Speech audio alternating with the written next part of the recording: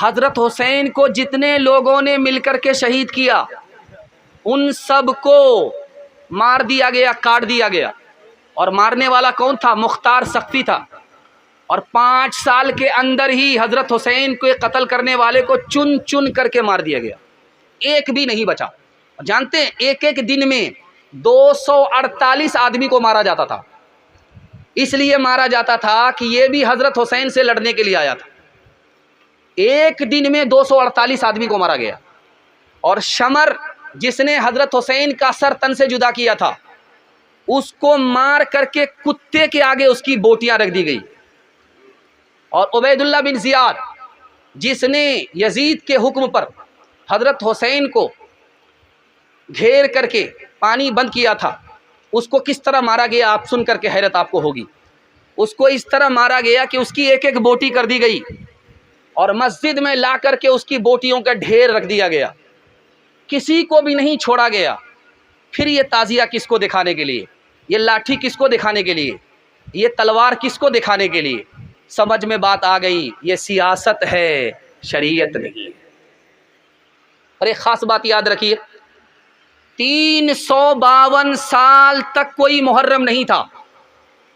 ये मुहर्रम जो हुआ, ताज़िया जो निकला, निशान और ये जुलूस इमाम बाड़ा, ये कब से है? 352 साल के बाद नजब के बादशाह मुइज़ुद्दौला ने इसको शुरू किया। और हिंदुस्तान में कैसे आया आपको सुनकर के हैरत होगी। 880 हिजरी में नबूवत की हिजरत के 880 साल के बाद हिंदुस्तान में शुरू हुआ। 880 साल के बाद हिंदुस्तान में कैसे शुरू हुआ ये आपको सुनकर के हैरत होगी। तैमूर बादशाह था, ये करबला हर साल जाता था मुहर्रम में, हज़रत इमाम हुसैन की कब्र की ज़ियारत के लिए जाता था। तो महीना नागा जाए, 2 महीना नागा जाए, तो इनके वज़ीरों ने कहा कि वहाँ जाने की क्या ज़रूरत है, उस कब्र की नकल हम मंगा करके आपको हिंदुस्तान में दे देते हैं। जो ज़ियारत आप वहाँ करने के लिए जाते हैं वो ज़ियारत अब यहाँ कर लीजिए। आप देखेंगे इमाम बाड़ा बनता है, इमाम बाड़े पर लोग ज़ियारत करते हैं। इमाम हुसैन की कब्र कहाँ है? करबला में। लेकिन हम ज़ियारत कहाँ कर रहे हैं? हिंदुस्तान में। इमाम बाड़ा बन रहा है। इमाम बाड़ा बनाया किसने? तैमूर लंग ने। 880 साल के बाद। ये बादशाह की सुन्नत है, नबी की सुन्नत नहीं है, सहाबा की सुन्नत नहीं है, उलमा का तरीका नहीं है। ये कहाँ से आया दिखाने के लिए जा रहा हूँ। 2 आवाज़ अल्लाह को पसंद नहीं है। खुशी का मौका है गाने की आवाज़। यहाँ आप देखेंगे कि जब भी शादी होगी डीजे बजेगा। क्यों है? लड़का फड़का चालू कर दिया है। ये लड़का फड़का क्या बिन बाप का है क्या? उसका भी तो कोई बाप है। गाने की आवाज़ अल्लाह को पसंद नहीं। खुशी के मौके से गाने की आवाज़ अल्लाह को पसंद नहीं, और गम के मौके से मातम की आवाज़ अल्लाह को पसंद नहीं। लखनऊ में मेहमान आए, कहाँ से? अरब के। इमाम हुसैन के ख़ानदान के लोग आए, अली मियां नदवी रहमतुल्लाह अलैह से मिलने के लिए। तो देखा कि लखनऊ में धमाका हुआ, जुलूस की आवाज़, ढोल की आवाज़, घबरा गए कहीं फसाद तो नहीं हो गया हिंदू मुसलमान में। कहा नहीं हुजूर, हुसैन का जुलूस है, हुसैन का मातम है। तो कहने लगे इन्ना लिल्लाह। इन बेवकूफ़ों को आज खबर हुई, 1300-1400 साल हो गए, इन बेवकूफ़ों को आज खबर मिली है, इसलिए हुसैन को ताज़ियत पेश कर रहे हैं। उन बेवकूफ़ों की फहरिस्त में हम लोग सब में शामिल नहीं होंगे। हाथ उठाइए, ज़िंदगी भर के लिए बैकाट करेंगे। हाथ उठाइए, इंशाअल्लाह इसका आपको फ़ायदा होगा। मैं बताने के लिए जा रहा हूँ, अगर आप बच गए तो आपकी औलाद बच जाएगी, औलाद की औलाद बच जाएगी। और जानते हैं उस कब्र पर जाकर के सजदा किया जा रहा है, उससे बेटा मांगा जा रहा है। हुसैन की अक़ीदत ने दौलत ईमान से हमारे बच्चे को महरूम कर दिया, हमारी औरत को महरूम कर दिया। ये शैतानी अमल है कि नहीं है? शैतान ईमान का दुश्मन है कि नहीं है? आप बच जाइए, मैं गारंटी लेता हूँ अल्लाह आपकी औलाद को बचा देगा। हाथ उठा करके वादा कीजिए, जनवरी में जश्न मनाएंगे इंशाअल्लाह। हाथ उठा दीजिए, बिल्कुल। मुहर्रम में मातम, हाथ उठाइए इंशाअल्लाह। ताज़ियादारी को तैमूर ने ईजाद किया, लाया ईरान से और हिंद में आबाद किया। ताज़ियादारी को तैमूर ने ईजाद किया, लाया ईरान से और हिंद में आबाद किया। गम मनाने का अजब ढंग ये इरशाद किया, फिर रूह इस्लाम को तैमूर ने बर्बाद किया। फिर तैमूर है ये कौले पैगंबर तो नहीं, गम का ये रंग शरीयत के बराबर तो नहीं। गम तुझे है तो फिर इतना तो ज़रा कर के दिखा, ढोल ताशे से तेरे बाप की मैयत को उठा, ढोल ताशे से तेरे बाप की मैयत को उठा। चांद जब माहे मुहर्रम का नजर आता है, क्या तेरे जिस्म में शैतान उतर आता है। गम जिन्हें होता है वो ढोल बजाते हैं कहीं, और गैरों की तरह त्योहार मनाते हैं कहीं। वो खुराफात का बाजार लगाते हैं कहीं, वो खुराफात का बाजार लगाते हैं कहीं, वो खुराफात का बाजार लगाते हैं कहीं, वो खुराफात का बाजार लगाते हैं कहीं। ढोल ताशों से भी मैयत को उठाते हैं कहीं, ढोल ताशों से भी मैयत को उठाते हैं कहीं। बहुत खूबसूरत माहौल में जलसा निकल गया। 5 तोहफे हजरत हुसैन ने अता फरमाए। पहला काम क्या किया हजरत हुसैन ने? सब्र किया, मातम नहीं किया। अपने घर वाले से कहा जब मैं मर जाऊं, शहीद हो जाऊं तो मातम मत करना। सब्र किया, मातम नहीं किया। दूसरा काम, करबला के मैदान में हजरत हुसैन ने क्या किया? कुरान पढ़ा, मरसिया पढ़ने नहीं दिया। तीसरा काम क्या किया? जिस वक्त शहीद हुए हैं रोज़े की हालत में थे, रोज़ा तोड़ा नहीं था। चौथा काम ये किया कि कला तीर की बारिश हो गई, तलवार की बारिश हो गई, फिर भी वक्त पर नमाज अदा की है, कसा नहीं किया। और दूसरी बात क्या है? सर कटा दिया लेकिन यजीद के हाथ में हाथ नहीं दिया। ये 5 काम किए हजरत हुसैन ने। अब दिखाने के लिए जा रहा हूं हजरत हुसैन क्या थे, जरा ध्यान से इसको सुनिएगा। बचपन है, छोटे हैं, इतनी छोटी उम्र है कि लोग गोद में उठाते। तो पहले खलीफा हजरत अबू बकर हैं, देखा कि हजरत हुसैन खेल रहे, उठाया और बोसा लिया, और बोसा लिया, सर को चूमा। तो अली ने कहा, हजरत अली ने कहा कि अबू बकर भूल गए ये बेटा किसका है? का याद है कि अली का बेटा है, नबी का चेहरा है, इसलिए चूम रहा हूं। अमीर मुआविया रजी अल्लाह अन्हु अपने कासिद को भेज रहे मुल्क शाम से, जाओ मदीना, एक जवान कोने में मिलेगा, उससे मेरे लिए दुआ कराना। करे नाम पता तो बता दीजिए। करे नबी की अदा ढूंढना, जिस जवान के अंदर मिल जाए उसी से दुआ करना। वो अली का बेटा होगा मगर नबी की अदा होगी, पहचान में आ जाए। तीसरा नमूना ध्यान से आप सुनिएगा। हजरत उमर रजी अल्लाह ताला अन्हु अपने बेटे को 2000 रुपया महीना देते थे और हजरत हुसैन को 5000 रुपया देते थे महीना। अपना बेटा बड़ा है, जवान है, हजरत हुसैन छोटे हैं, बाप का फैसला है, बाप खलीफा हैं हजरत उमर, बेटे को 2000 और हजरत हुसैन को 5000। तो बेटे ने एतराज़ किया, अब्बा हुजूर मैं आपका बेटा हूँ, मैं जवान हूँ, मैं तलवार उठाता हूँ, जंग में जाता हूँ, आप हमको 2000 रुपये देते हैं और ये छोटा सा बच्चा है, आप इसको 5000 रुपया देते हैं। कहा बेटे इस बच्चे से मुकाबला मत करना, तुम गुलाम ज़्यादा हो, ये शहज़ादा है, नबूवत का शहज़ादा है। जो इसका नाना वो तुम्हारा नहीं, जो इसकी नानी वो तुम्हारी नानी नहीं, जो इसकी माँ इसकी खाला वो तुम्हारी खाला नहीं। बेटा हुसैन से मुकाबला मत करना, तू गुलाम है, गुलाम का बेटा है, और हुसैन फातिमा का शहजादा है और नबी का शहजादा है। 3 बात आपके सामने रखने के लिए जा रहा हूँ, और मैं दिल से दुआ करता हूँ अल्लाह आपके बच्चे को हज़रत हुसैन जैसा होनहार अता फरमाए, होनहार बनाए। ध्यान से सुनिएगा, जल्दी से निकल जाएगा। हज़रत हुसैन ने हज़रत अली से पूछा कि अब्बा ये बताइए मुझसे मोहब्बत है? कहा कहाँ है? क्या मेरी माँ से मोहब्बत है? कहाँ है? क्या मेरे नाना से मोहब्बत है? कहाँ है? क्या मेरी नानी से मोहब्बत है? कहाँ है? क्या मेरी खाला से मोहब्बत है? कहाँ है? मेरे रिश्तेदार से मोहब्बत है? कहाँ है? हज़रत अली कहने लगे कि और कितना पूछोगे, पूरा रंग पूरा ही सवाल कर लोगे? तो कहा कि अब्बा हुजूर आपका दिल है या डब्बा? पूरा रंग पूरा आ गया। मैं तो समझ रहा था कि सिर्फ अल्लाह से मोहब्बत होगी। इससे अंदाज़ा कीजिए कि कितनी बड़ी शान रखते थे।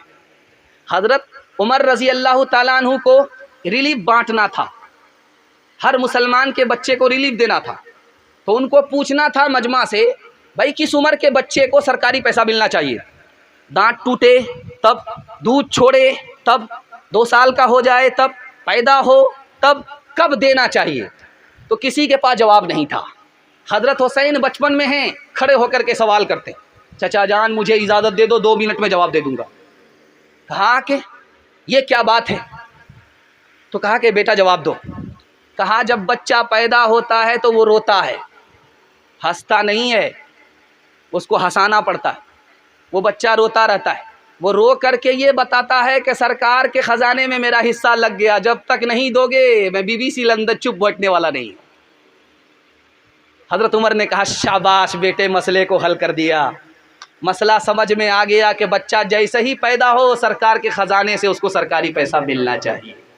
आखिरी बात बताने के लिए जा रहा हूँ, ध्यान से सुनिएगा, और आपसे वादा लेना चाह रहा हूँ। हज़रत हुसैन के पास एक आदमी आया पैसा लेने के लिए, कहा 100 रुपया दे दीजिए।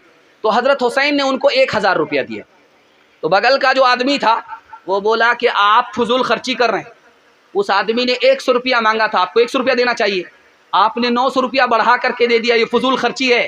तो हज़रत हुसैन ने कहा कि तुम्हारी समझ में ये फजूल खर्ची है, लेकिन मेरी समझ में ये नबी की सुन्नत है, मैंने उस पर अमल किया है। हाथ उठा करके वादा कीजिए, दूसरे का खाएंगे अपना बचाएंगे। हाथ उठाइए, इंशाल्लाह बिल्कुल सही जा रहा है। देखिए 2-4-5 आदमी हाथ उठा रहे हैं।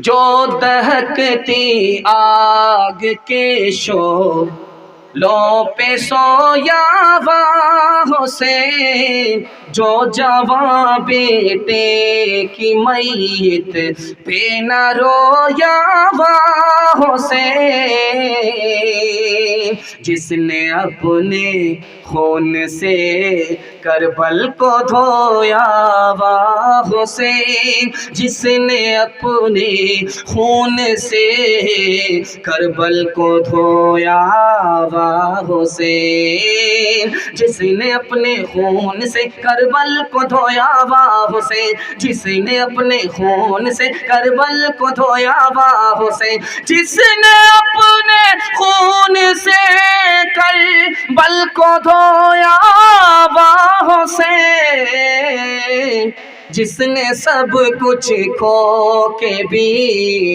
कुछ न खोया हुआ हुसैन, जिसने सब कुछ खो के भी कुछ न खोया हुआ हुसैन। अब आइए कूफा के लोग कैसे थे और कैसे मुनाफिक थे, ये दिखाने के लिए जा रहा हूँ। हज़रत हुसैन के हवाले से पैगाम आ रहा है, इसमें आपको समझ में आ जाएगा कि सच्चाई क्या है, दिखाने के लिए जा रहा हूँ। आदमी मुनाफिक बनता है 2 वजह से, लालच में, खौफ में। किसी ने तलवार की धमकी दे दी, अब खौफ में वो हक का साथ छोड़ देता है, और किसी ने पैसे का लालच दे दिया तो रिश्वत में बिक जाता है, हक का दामन छोड़ दिया, बातिल के सफ में खड़ा हो जाता है। इमाम हुसैन को मदीना से बुलाया किसने? कूफा के लोगों ने, लेकिन यजीद ने तलवार का खौफ दिया और पैसे का लालच दिया, बदल गए। जो इमाम हुसैन के साथ खड़े होते वो यजीद की सफ में खड़े हो गए। और आज भी देखेंगे, मौलाना तारिक जमील साहब दामत बरकातुम कह रहे थे कि हम लोग हुसैन हुसैन करते रहते, लेकिन काम किसका कर रहे हैं? यजीद का। यजीद की सफ में हम लोग खड़े रहते हैं। हम इतने गुमराह हो चुके हैं कि हमारी आंख पर पर्दा पड़ा हुआ, हमको समझ ही में नहीं आता कि हम कहाँ हैं, हज़रत हुसैन के साथ हैं या यजीद के साथ। तो हज़रत हुसैन जब आए, ख़त दिखाया कि देखो मैंने, ये तुम्हारा ख़त है, तुमने ख़त लिख करके मुझको मदीना से कूफा बुलाया है, अगर तुम नहीं बुलाते तो मैं नहीं आता, तुम्हारा ख़त है और आज तुम मेरे साथ नहीं हो, यजीद की सफ़ में हो। तो उधर से 30 तीर बरसा दिया। और जानते हैं कितना तीर पड़ा था? 32 तीर हज़रत हुसैन के जिस्म में आकर के पैवस्त हुए थे, 32 तीर। और तलवार चला दी। तलवार कितनी चली है? 43 तलवार चली है। 32 तीर 43 तलवार उस आदमी के ऊपर पड़े, फिर भी वो आदमी जिंदा है। बताइए कैसी जान थी, कैसा ईमान था। उसके बाद उन्होंने कहा कि लोगों मुझे नमाज पढ़ने दो, कुरान पढ़ने दो, मदीना वापस जाने दो। कहा मदीना वापस जाने नहीं देंगे, कुरान पढ़ने नहीं देंगे, नमाज पढ़ने नहीं देंगे। हज़रत हुसैन ने कहा अल्लाह क़यामत तक तुम्हें कुरान से महरूम करे, अल्लाह क़यामत तक तुम्हें मदीने से महरूम करे, अल्लाह क़यामत तक तुम्हें मस्जिद और जमात से महरूम करे। आज भी उसका असर आप देख लीजिए, जो लोग लाठी खेलते हैं वो कुरान से दूर, मस्जिद और नमाज से दूर। ये असर किसका है? यजीद का असर है और हज़रत हुसैन की बद्दुआ का असर है। एक मिसाल है, पैगाम ख़त्म कर रहा हूँ। हज़रत हसन को जहर दिया गया, कलेजा कट गया, इंतकाल के वक्त हज़रत हुसैन आ गए। कहा देखो कान खोल करके मेरी बात सुन लो, मेरे ख़ानदान में नबूवत और खिलाफत जमा नहीं हो सकती, मेरा तजर्बा है, तुमको कूफा के बेवकूफ़ निकाल करके जलील करेंगे, ऐसा कभी नहीं होने देना। यजीद को इमाम अमीर मुआविया रज़ी अल्लाह ने नसीहत किया, मुझे डर है तो हुसैन की तरफ से डर है, हुसैन को इराक के मक्कार निकालेंगे तुम्हारे खिलाफ, और वो अगर निकलें और तुमसे मुकाबला हो जाए, तुम गालिब आ जाओ, तो हज़रत हुसैन से दरगुजर करना, चूँकि वो नवासे रसूल हैं और हमारे रिश्तेदार हैं। देखिए ख़तरा महसूस हो चुका था। और दूसरी बात, मक्का से चला, मक्का आ रहा है, कूफा का आदमी मसला मालूम करने के लिए। क्या मसला था? मसला यह है कि नमाज की हालत में नमाज पढ़ रहा था, मच्छर ने खून चूस लिया, उसका पेट इंडिया गेट हो गया। मुझे लालच आया, गुस्सा आया, मैंने उसके मुंह पर तमाचा मारा, उसका पेट फट गया। अब वो खून मेरे कपड़े को लगा, बदन को लगा। नमाज हुई कि नहीं हुई? नमाज लौटानी पड़ेगी। कपड़ा पाक, बदन पाक या नापाक हुआ? मसला मालूम करने के लिए कहाँ से चला है? कूफा से चला है। कहाँ आया है? मक्का आया है। तो इब्ने उमर ने कहा कि लोगों देखो इन मक्कारों को, जिस वक्त नवासे रसूल को इन लोगों ने शहीद किया था, उस वक्त मसला मालूम नहीं किया था ये खून हलाल है या हराम है। मच्छर का खून मालूम कर रहा है, ऊपर से फीट फाट है, नीचे से मकामा काट है। मुझे कूफा वालो मुसाफिर न समझो, मैं आया नहीं हूँ, बुलाया गया हूँ, एक मेहमान बना कर सताया गया हूँ, मैं रोया नहीं हूँ, रुलाया गया हूँ। खीमा जलाया, सामा भी लूटा, गुंचा भी टूटा, गुलिस्तां भी लूटा, गुंचा भी टूटा, गुलिस्तां भी लूटा, बहिश्ते बरी में मकान बन रहा है, मैं उजड़ा नहीं हूँ, बसाया गया हूँ। खुदा जाने कैसी है ये मेजबानी, 72 प्यासों का है बंद पानी, 72 प्यासों का है बंद पानी, मुक़द्दर में है जा मैं कौसर का पीना, मैं प्यासा नहीं हूँ, पिलाया गया हूँ। जो झुकता था सलवार दरगाह खुदा में, वही सर कलम हो गया करबला में, वही सर कलम हो गया करबला में। शहादत की मंजिल को पाया है हमने, मैं मुर्दा नहीं हूँ जिलाया गया हूँ। आखिरी पैगाम 3 मिनट का मेरे हिस्से का और इमाम हुसैन की शहादत के हवाले से ये पैगाम मुकम्मल होने जा रहा। आखिरी पैगाम सुनने के लिए तैयार हैं? हाथ उठा दीजिए इंशाअल्लाह। अगले साल अमल करेंगे, हाथ उठाइए इंशाअल्लाह। फिर यहाँ आकर के फंसे, ध्यान से सुनिएगा, जल्दी से निकल जाएगा। आखिरी पैगाम सुना रहा हूँ और इस हिस्से को मुकम्मल कर रहा हूँ। आप लोग जितने जोश के साथ और जितने होश के साथ सुन रहे हैं, दिल से दुआ निकल रही है, अल्लाह आपको दीन दुनिया दोनों की भलाई से माला माल फरमाए। ध्यान से सुनिएगा। इस महीने में 3 प्रोपगंडे हैं। पहला प्रोपगंडा ये है, इस महीने में निकाह नहीं होता। इसलिए आप देखेंगे जात बारात को आप नहीं देखेंगे इस महीने में। लोग बेटी की शादी नहीं करते हैं, बेटे की शादी नहीं करते, लेकिन ये सही नहीं है, गलत है। मैं आपको 4 शादी इस महीने में दिखाने के लिए जा रहा हूँ कि उससे बढ़ कर के दुनिया में कोई शादी है ही नहीं। अल्लाह के रसूल ने हज़रत सफ़िया रज़ी अल्लाह अन्हा से जो निकाह किया, मुहर्रम का महीना था। अब बताइए, आखिरी नबी निकाह कर रहे हैं, मुहर्रम का महीना है। लोग कह रहे हैं कि मुहर्रम के महीना में निकाह ही नहीं होता। नबी का निकाह मुहर्रम के महीने में हो रहा है और हम कहते हैं कि नबी निकाह होता ही नहीं है। दूसरा निकाह दिखाने के लिए जा रहा हूँ। फातिमा का निकाह अली से मुहर्रम के महीने में हो रहा है। अब बताइए, चहीती बेटी, आखिरी बेटी, चहीता दामाद हज़रत अली और फातिमा, उनका निकाह मुहर्रम के महीने में हो रहा है। 2 निकाह अल्लाह ने आसमान पर किए।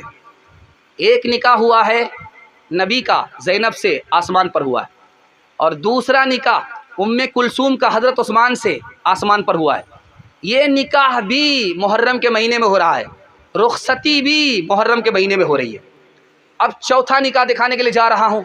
करबला के मैदान में हज़रत हुसैन ने सैयदना कासिम का जो निकाह किया है वो भी मुहर्रम में किया है, और आशूरा के दिन किया है, और मुहर्रम के महीने में किया है। अब बताइए, ये प्रोपगंडा गलत है कि मुहर्रम के महीने में निकाह नहीं होता। मुहर्रम के महीने में निकाह होता है, और निकाह नबी ने किया है, अपनी बेटी का निकाह किया है, हज़रत उस्मान का निकाह हुआ है, इमाम हुसैन ने किया है। इसलिए इस गलतफहमी को दूर करके हम अपनी बच्ची का निकाह मुहर्रम में करेंगे इंशाअल्लाह। इमाम हुसैन ने करबला के मैदान में तलवार उठाई, कोई काम नहीं किया, शहीद हो गए, शिकस्त नहीं दे पाए। राज क्या है? सही इब्न हब्बान में लिखा है, अल्लाह के रसूल ने अपने लिए और अहले बैत, अपने नवासे के लिए दुनिया पसंद नहीं किया। अगर यजीद को शिकस्त देते, तलवार काम करती, तो हुकूमत मिलती, दुनिया मिलती। नाना ने अपने नवासे के लिए दुनिया पसंद नहीं किया, इसलिए शहीद हो गए, शिकस्त नहीं दे पाए। आदमी आज ख्वाब देखे और ख्वाब पूरा हो सकता है 50 साल के बाद। अल्लाह के रसूल ने मदीने में ख्वाब देखा, मेरे नवासे को सियाह सफ़ेद रंग का कुत्ता खून में लथपथ कर रहा है। ये ख्वाब पूरा हुआ करबला के मैदान में 50 साल के बाद। तो आज आदमी ख्वाब देखे, 50 साल के बाद वो ख्वाब पूरा हो सकता है। शमर नाम का आदमी हज़रत हुसैन के सर को तन से जुदा किया। वो आदमी काले रंग का था, उसके मुंह में सफ़ेद दाग था। यही ख्वाब के मुताबिक सिया सफ़ेद रंग का कुत्ता साबित हुआ। जो ख्वाब 50 साल पहले देखा गया था वो 50 साल के बाद पूरा हो गया। हाथ उठा करके वादा कीजिए, आज का काम कल करेंगे। हाथ उठाइए, बिल्कुल सही जा रहा है। ये देखिए,